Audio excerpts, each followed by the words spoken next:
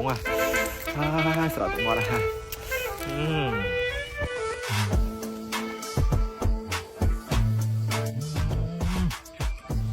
បាទគោរពពុកម៉ែបងប្អូនអរគ្នាថ្ងៃនេះគឺថាខ្ញុំមកព្រៃគឺថាខ្ញុំអត់ដាក់មហូបមកទេគឺថាខ្ញុំយកមន់ឆ្អឹងមកដាក់ក្តាមអញ្ចឹងហើយការដាក់ក្តាមរបស់ខ្ញុំគឺថាខ្ញុំកាយដីយ៉ាងមកយើងរោកន្លែងរោប្រឡោះយើងដាក់ឲ្យវាមើលទៅថាវាតំណងហើយខ្ញុំគិតថាឡើយនេះវាតំណងអញ្ចឹងខ្ញុំកាប់មេឈើមួយមកខ្ញុំដោតសាច់បន្ទាប់ពីយើងដាក់អញ្ចឹងរួចហើយគឺយើងថាទៅរោកន្លែងថ្មីមួយទៀតណា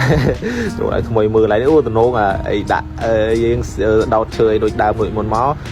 បន្ទាប់ពីយើងដាក់រួចមកគឺថាយើងដើរទៅរោផ្សិតបន្ទាប់ពីដើរជប់ផ្សិតជួបពងគ្រួចគឺថាខ្ញុំអត់យកទេពងគ្រួចខ្ញុំអត់ចង់បានទៅឲ្យវានៅឯកូនវាទៅហើយបន្ទាប់មកខ្ញុំដើរមកជួបផ្សិតកងោកផ្សិតសោមស្អីយើងនឹងខ្ញុំមករោទៅជួបបានប្រហែលជើងដែរឃើញថារីកល្អមែនតើហើយនៅកន្លែងនេះ2ជើងទៀតឥឡូវស្កិតចាប់ដើមដកហើយដកតាមព្រមផ្សិតនេះទៅដកញ៉ៃខ្លាំងបាក់លេងបានជ្រះច្រំឡូវឥឡូវយើងបានធំ3នោះទូច2ឥឡូវយើងមកជួបផ្សិតនេះមកកន្លែងទៀតហើយផ្សិតនេះក៏ឆ្ងាញ់ដែរឥឡូវជួបកន្លែងនេះដូចជា3ជើងបានតិចដែរតិចទូចប៉ុន្តែឆ្ងាញ់ផ្សិតនេះឆ្ងាញ់ជាងសាច់គោទៀតណហើយអ្នកខ្លះប្រហែលជាបានស្គាល់ព្រោះរសជាតិទេតាមមើលតមកយើងកាត់ស្លឹកនេះយកទៅអាំងអញ្ចឹងតែអាំងផ្សិតយើងហើយបន្ទាប់មកយើងមកមើលក្តាមរបស់យើងថាវាជាប់អត់ហើយមកដល់ឃើញថាមាន4 5ដែរអញ្ចឹងវាតំណងដែរឥឡូវយើងចាប់ដាក់កណ្ដុងសិន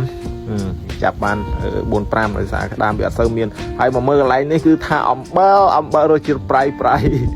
ហើយមកដល់អាសัตว์អន្សងស៊ីខ្ទេចក្នុងស្នាមវាអូសទុយវាដើរ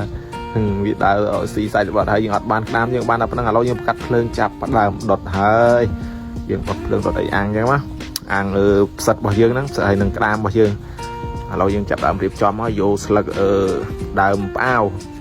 ស្លឹកផ្អាវណាឥឡូវយើងដាក់ផ្សិតយើងចូលទៅក្នុងហ្នឹងមកហើយបន្ទាប់មកយើងយក